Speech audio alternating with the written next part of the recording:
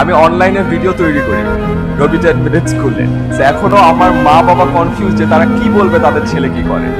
এক aunty phone করে বলছে, ভাবি আয়মান কি করে? আমার মা বলছে, ভাবি ও ভিডিও বানায়। কিসের ভিডিও বানায়? And they're confused. আমি এখনো এই ডিলেমাতে আছি যে আমি কিসের ভিডিও বানাচ্ছি আর কি করছি। তো আমি এখানে এসেছি আজকে আপনাদের সাথে দুটো ছোট্ট জিনিস শেয়ার করতে, দুটো ছোট্ট পেপার। আর এই দুটো পেপার আমার লাইফের দুটো ট্রানজিশন মোমেন্টে এসেছে। প্রথম পেপারটা এসেছে আমার ঠিক এইচএসসি পরীক্ষার পরে।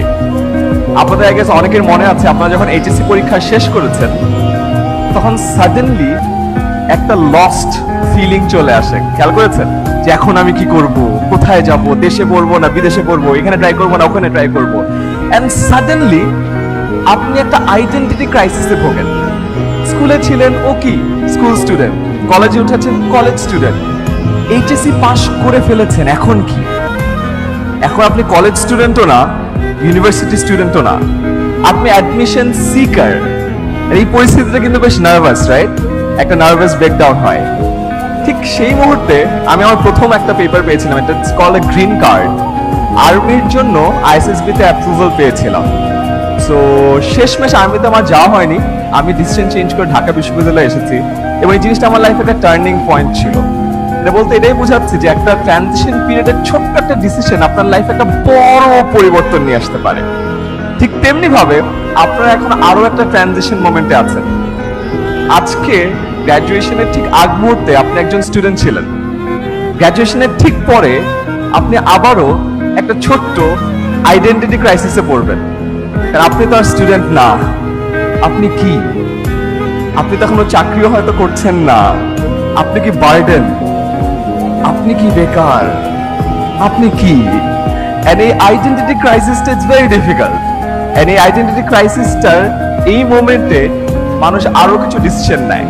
সো আমি আমার লাইফে ওই সেম আইডেন্টিটি ক্রাইসিসের সময় আরেকটা খুব সুন্দর জিনিস পড়েছিলাম, যেটা আমার এই কাগজে আছে। একটা কোটেশন বা একটা উক্তি, যেটা আমি আপনাদের সবার সামনে পড়ে শোনাতে চাই।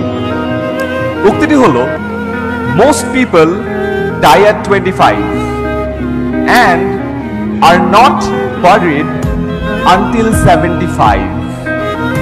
It means বেশিরভাগ মানুষ 25 বছর বয়সে, আপনাদের এই বয়সে মারা যায় এবং 75 বছর বয়সে তাদেরকে কবর দেওয়া হয় না। এটা মানে হলো এই যে ট্রানজিশন পিরিয়ডটা, আপনি সাডেনলি আইডেন্টিটি ক্রাইসিসে ভুগছেন।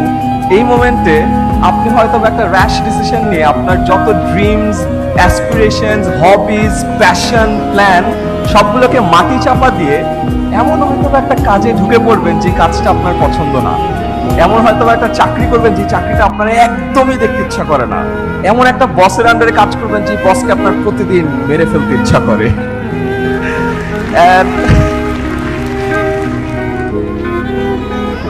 আমি জানি না আমাদের মাননীয় শিক্ষামন্ত্রী কি বলবেন, মেরে ফেলার কথা বলার পর এত তালি পেলাম। এই মোমেন্টে যখন আপনি আপনার ড্রিমস, অ্যাসপিরেশনস, প্ল্যান সবকিছুকে মাটি চাপা দিয়ে ওই কাজটাতে চলে যাচ্ছেন, আপনি কিন্তু আসলে আপনার নিজেকে মেরে ফেলছেন। আপনার সেই স্বপ্নগুলো কিন্তু আর নাই। At the end of the day আপনি 9টা-5টা চাকরি করবেন, ওই একই কাজ করতে করতে করতে করতে 75 বছর বয়সে আসলে আপনাকে মাটি চাপা দেওয়া হবে। কিন্তু যদি আপনি চিন্তা করে দেখেন, আপনি কিন্তু মারা গেছেন এই 25 বছর বয়সেই। সো আপনাদের লাইফের এটা সেকেন্ড ট্রানজিশন মোমেন্ট।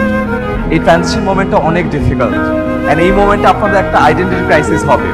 আমি জাস্ট আপনাদেরকে একটা রিকোয়েস্ট করবো, please please please please don't die at 25, live. চাকরি একটা হয়তো করেন, অসুবিধা নাই, বাট আপনার প্যাশনটাকে মারা যেতে দিয়েন না। Because at the end of the day ওটা যদি মারা যায়, আপনি মারা যাবেন।